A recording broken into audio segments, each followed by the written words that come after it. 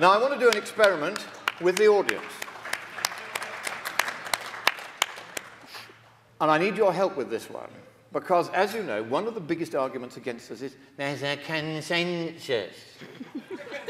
As though this was some kind of an argument. Can we all practice that? There's a consensus. Now, Aristotle, 2,350 years ago, some of you are old enough to remember, actually said that argument from consensus was a species of feeble-mindedness known as a logical fallacy, one of the commonest logical fallacies in human discourse. But the fact is that there may be a consensus, and we're going to check that now by doing an experiment, and Diane is going to help with this. And I'm going to ask you half a dozen questions.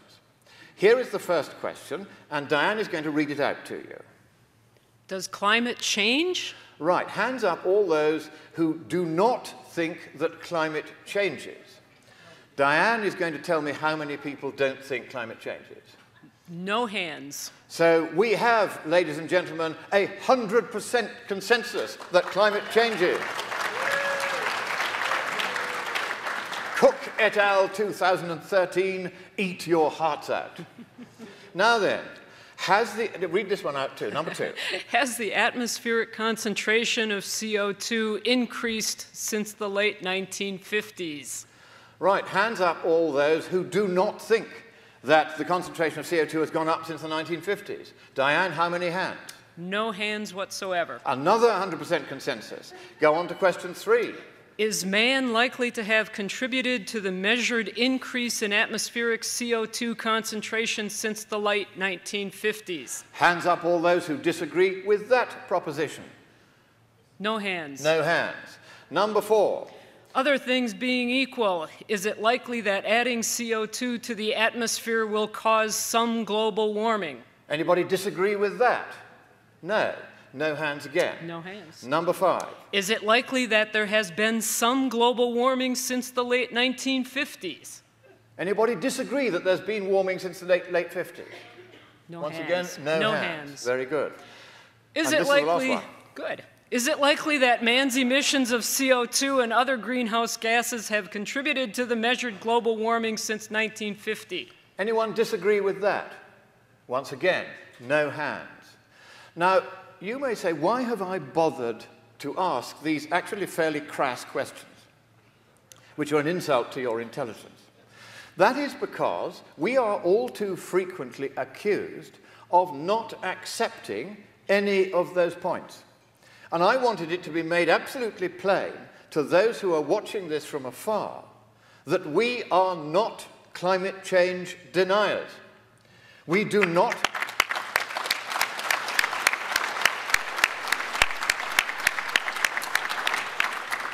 We do not deny that climate changes. We do not deny that CO2 is increasing or that we are somehow responsible for some of that. We don't deny, therefore, that we could be causing some global warming. So get that clear. Climate skeptics are not skeptical of the things we're accused of being skeptical of. But look at the results of this survey of 11,944 papers in the scientific literature published between 1991 and 2011, a period of 21 years. They said that 97% agreed that humans are causing global warming. In fact, they say we are the cause. We would say, the only difference is we would say we are a cause. But we have 100% consensus. Now, what I want to do is to have a little closer look at this particular survey. I've nearly finished with you, so don't worry, you're doing very well. Isn't you doing well, ladies and gentlemen? She had no prior notice of this, and I think you've stood up very well under this onslaught.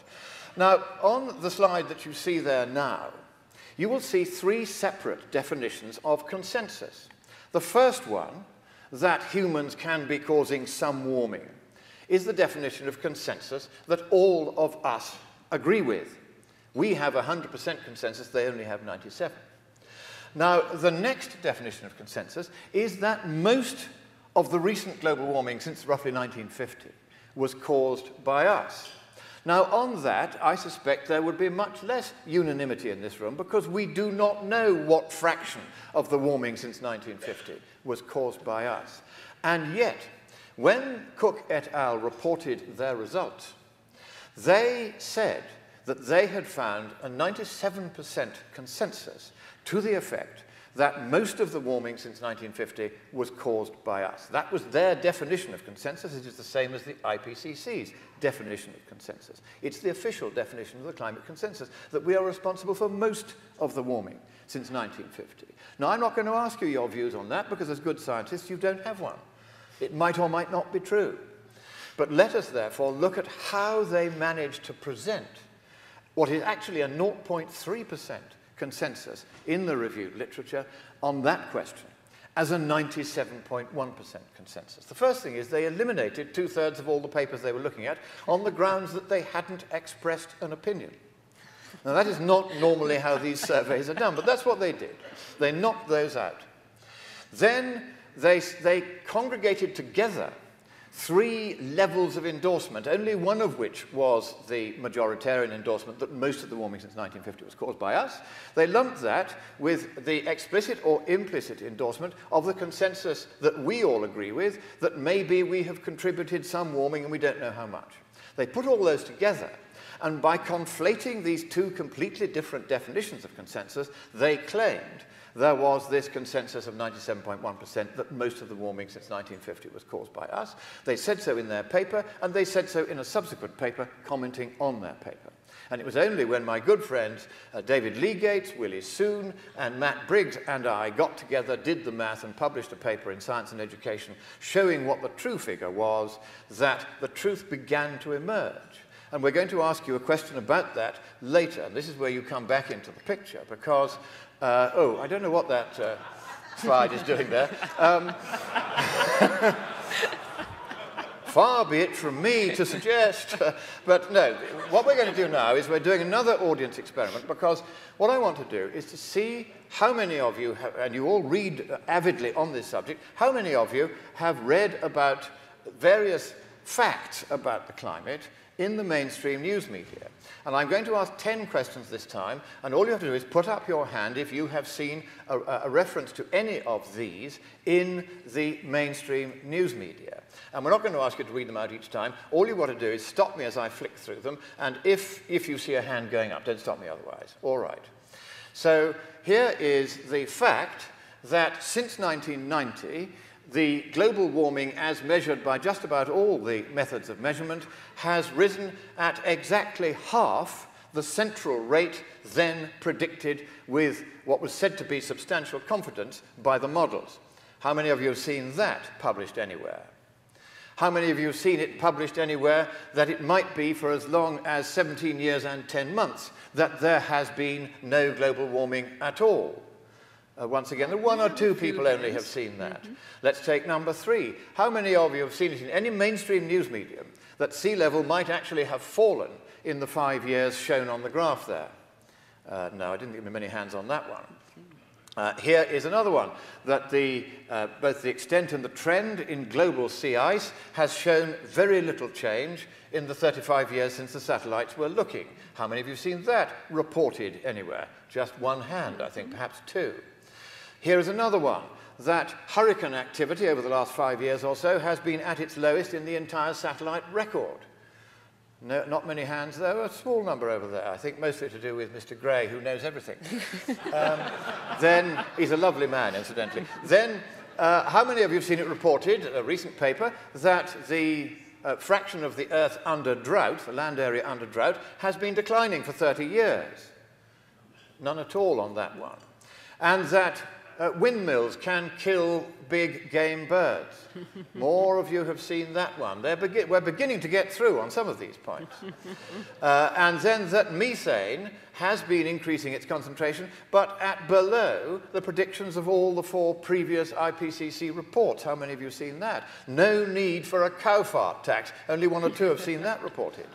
Number 9, how many of you have seen it reported that there is substantial evidence in the literature, and here is one of my favorite examples, Grinstead et al., sea level rise reconstructed over the past 1,000 years, put against the original IPCC representation of whether there was a medieval warm period and a little ice age. There's a relatively good match, which means at least there might be a causative connection. That certainly doesn't match with the hockey stick graph, which I won't want to say anything more about. So has any of you seen the possibility that the hockey stick graph might be wrong and that the IPCC's original estimation that there was a medieval warm period, a little ice age, and temperatures today are not particularly much to write home about? How many of you have seen that in the mainstream news media? Hardly a hand, perhaps no hands. No hands. No hands. And finally, how many of you have seen it reported that the supposed 97.1% consensus that most of the warming since 1950 was caused by us is actually a 99.7% consensus that they have said no such thing? Not a single hand. Now, I did this for a reason. Diane, we must give you our warmest thanks and let you go back to your loving husband. You've been a real star. Thank you very much.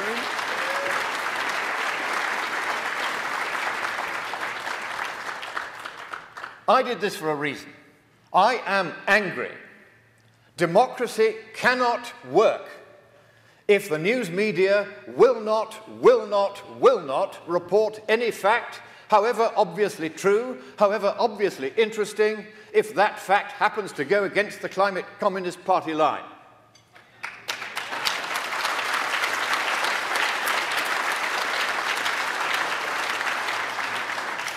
The operation of democracy, as your founding fathers knew well, depends on the people being given the widest and the fairest choice of information.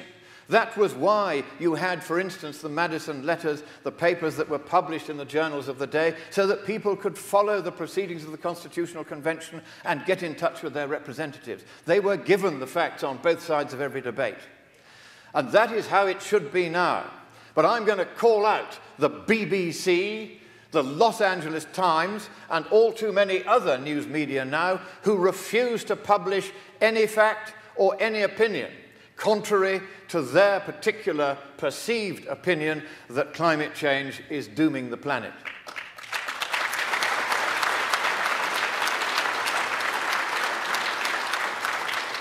It is unacceptable to those of us in this room. It is unacceptable to the vast majority of the American public and of the public in the West as a whole that we should not be given information of the sort that I have just run through with Diane Bast's help here. You must tell the truth even when the truth does not point in favor of your point of view.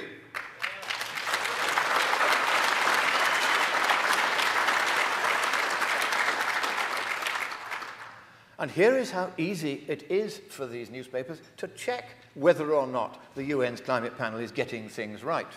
Here is an irreducibly simple climate model. I shall be testing you on this later.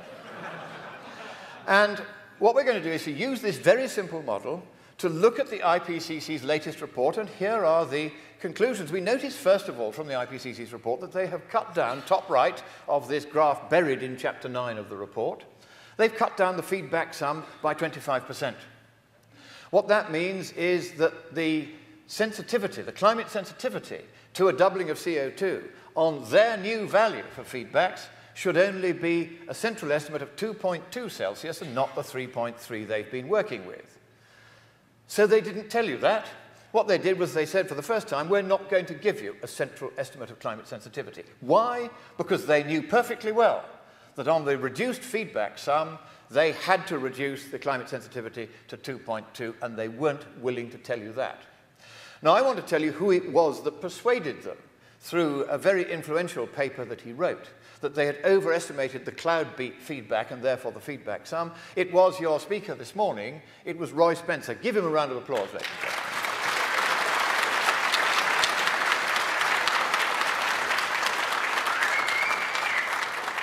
And you will see various other conclusions from the model. There is, in fact, as far as we can tell, no committed but unrealized warming in the pipeline. They say there's 0.6 Celsius waiting to come out of the ocean and say, boo.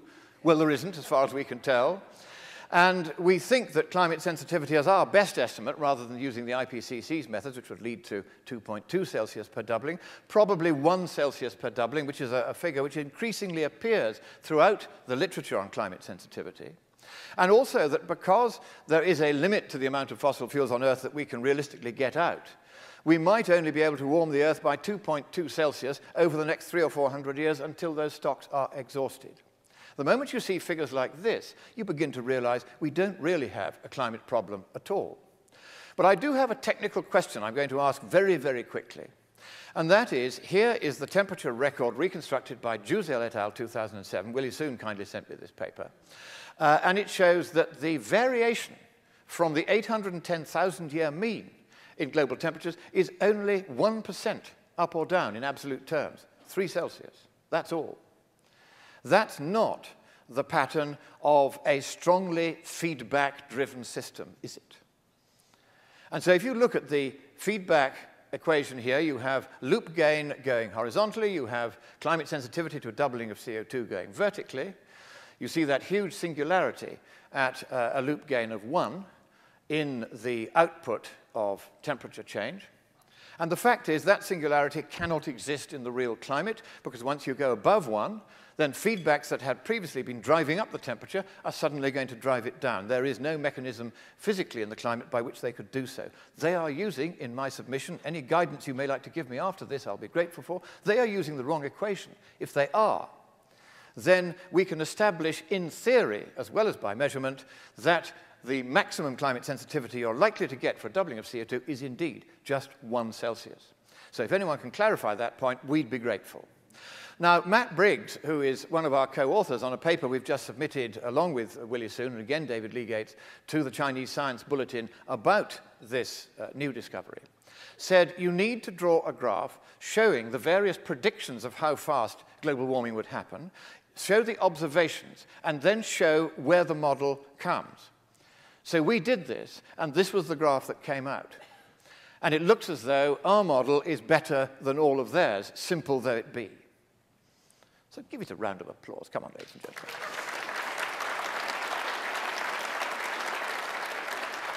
Because you can be sure that when that paper is published, they'll say, well, you started with this graph and you worked back until you bent all the numbers so that it fitted. We did it the other way around. We did the model first, then we ran it, then we did this graph. Now, what I want to do is finish off by talking about where all this is going at the geopolitical level. Now, at Copenhagen in 2009, they tried to put through a world government treaty. The word government was actually used in the draft of that treaty. You see it here. And they were also going to try to abolish free markets. They were going to try to impose a huge economic cost of 2% of GDP on the world. They now admit in their latest IPCC report that the total cost of not doing anything and letting the global warming happen as predicted would be 2% of GDP. That's all. The costs of making global warming go away are far higher than that, and yet they haven't stopped this process. Here are the democratic provisions in full that were listed in that treaty draft for the control of this new world government by the electorate. There weren't any. And when I first revealed the existence of this graph, thanks to Willie Soon, who found it and sent it to me, I made a speech in Minnesota about it. Within 2 weeks, it had got this number of hits, 2.7 million hits. What happened next was very strange. I got a phone call from Texas A&M University, from somebody there who said, you have been subjected to a very interesting attack. And I said, what? They said they've created a dozen bogus internet pages containing the words Monckton video, which everybody is using to find this video.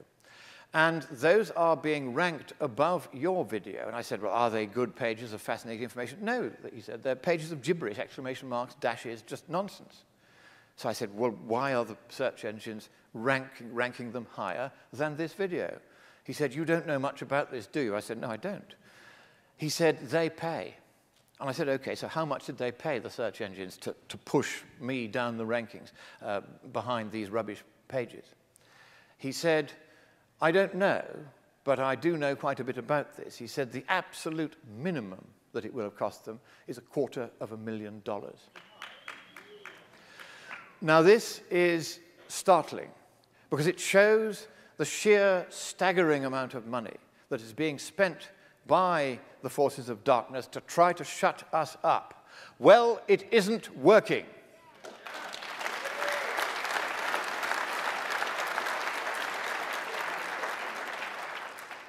Then there's Cancun. Now, at Cancun, even after they'd been thrown into reverse by China at the Copenhagen conference, refusing to have anything to do with it, so the treaty failed, they decided to adopt the approach they have followed ever since. They began to set up, willy-nilly, the structure of a world government. Here are some of the organizations they set up. And here are some more, and some more, and some more, and some more, and indeed some more, and some more, and some more. Look at that bottom one there, it's quite entertaining. And some more, and some more. Nearly 1,000 new bureaucracies were called into being by the Cancun Agreement. Now, they've learned not to do it as a treaty because you've just heard Jim Inhofe, and let's give him a round of applause for his help for us on all this. Because people like Jim Inhofe, who have a vote on whether you ratify a treaty that your government might sign, he would not sign any such treaty, and he has made sure that a goodly proportion of the Senate won't, so they can't ever get the two-thirds majority they need. God bless the United States Constitution.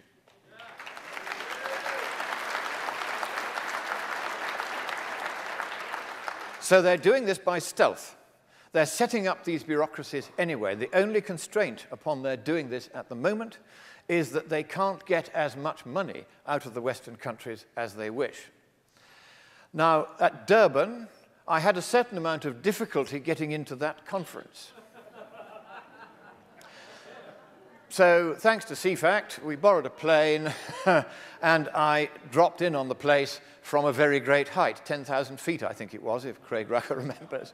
And here is a selfie. If you're going to do a selfie, do it properly. And do I look miserable about this? No, I was having a lovely time.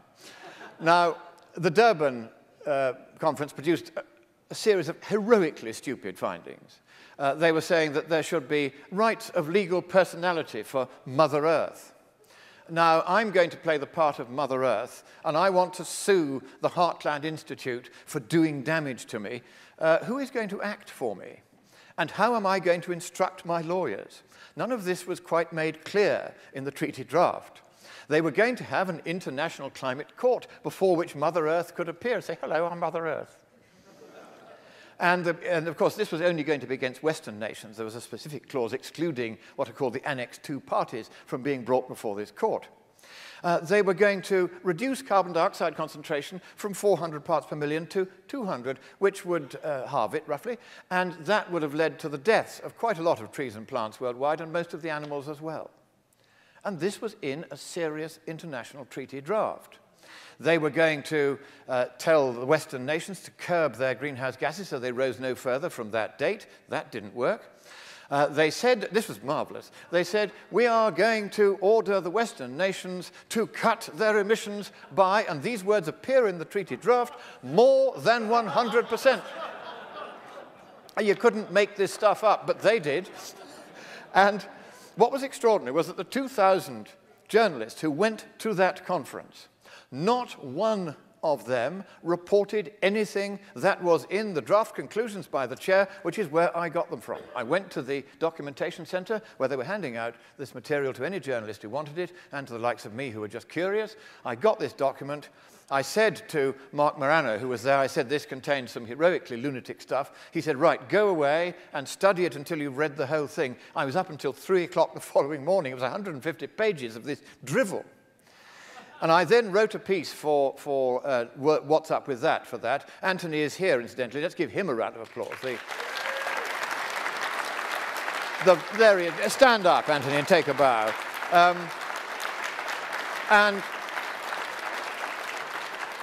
And frankly, ladies and gentlemen, you've had a very good lunch. You need the exercise. Give the man a standing ovation. He thoroughly deserves it. Come along.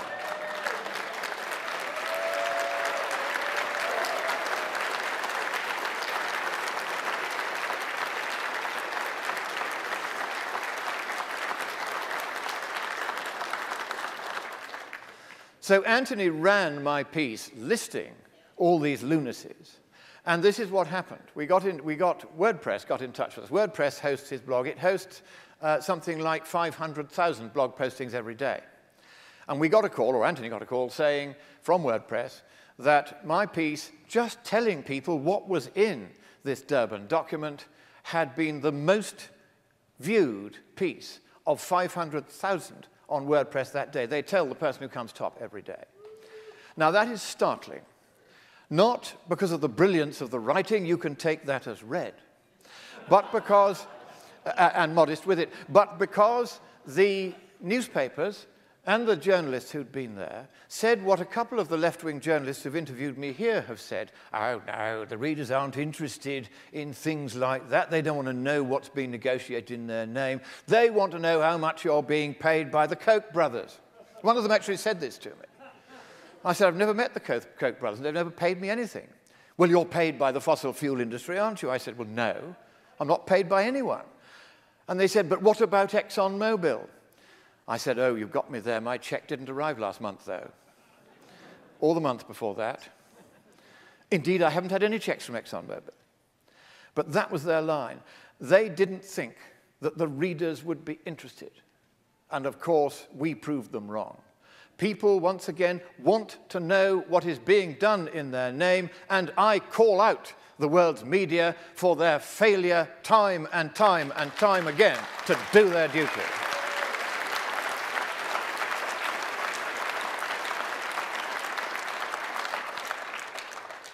And then there was Doha.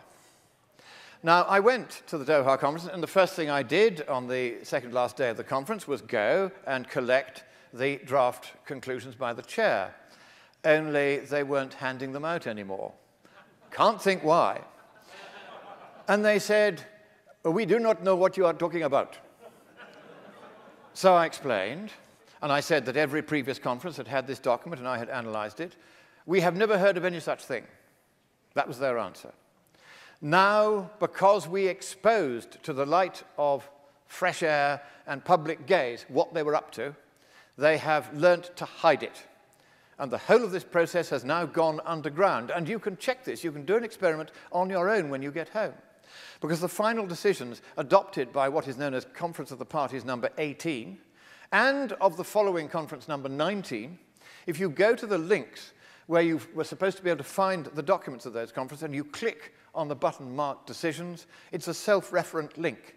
It just goes back and back and back to the same page. You will not be able to find the decisions that they took because they are so embarrassed that they no longer want you to know. They want to get away with this process without any democratic scrutiny whatsoever from anyone. And we are not going to let them get away with it.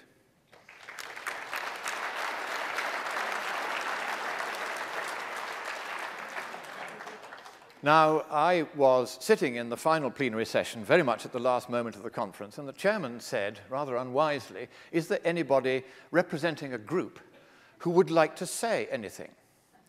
And I happened to be sitting in one of the delegates' chairs. I think it must have been Burma. And so there was this microphone in front of me with a button. And if you wanted to be on, all you had to do was press this button. So I thought about it a bit, and then I thought, well, so I was on. And I said, oh, Mr. Chairman, thank you very much. I represent I had to think up something rather quickly, the Asian Coastal Cooperation Initiative. And I said, we have concerns about this process because there's been no global warming for 16 years. Even if there had been, it's cheaper to do nothing about it and let it happen and adapt to it. And so could we please get some fresh scientists in to have another look at everything to make sure that these conferences are heading in the right direction? Pandemonium. I had expected, not, a standing ovation for having given them the good news that global warming had stopped a long time previously. Instead of which, it was as though this was a Justin Dribbler pop concert, and the audience had been told that Mr. Dribbler was not, after all, going to appear. There were catcalls, boos, hisses, and they didn't sound quite as grown up as teenagers, put it that way. And these were the serious national negotiating delegates of 194 nations, minus Myanmar, who were still partying in the souk. So the response to this was I was pounced on by UN police as I tried to leave the hall, and they said they were taking away my badge and I was going to be banned for life from UN conferences. So I said, gentlemen, thank heavens for that.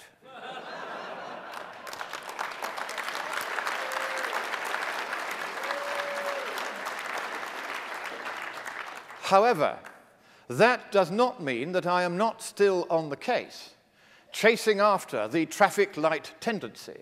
The Greens, they call themselves green because they're too yellow to admit they're really red.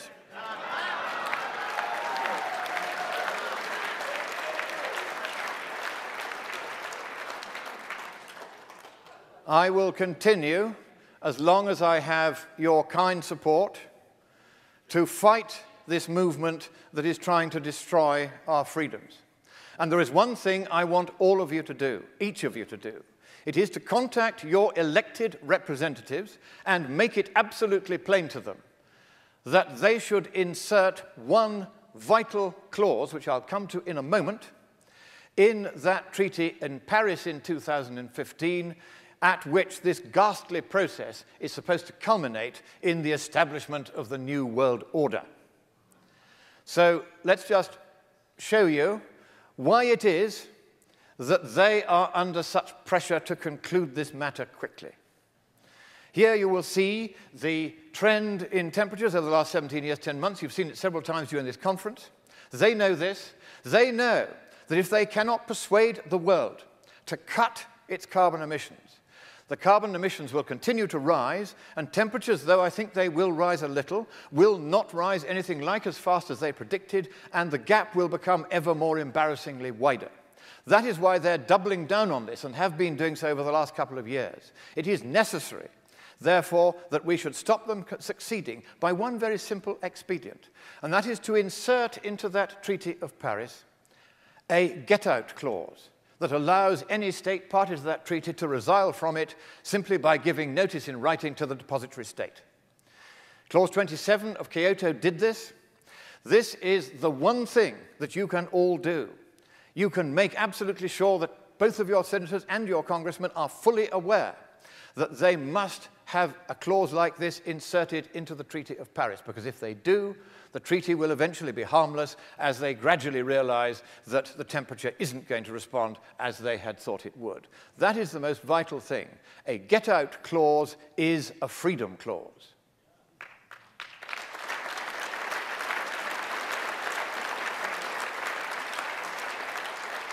And it is of freedom that I would speak when I end. For this nation was built on the concept and the idea and the ideal and the very air and soil of freedom.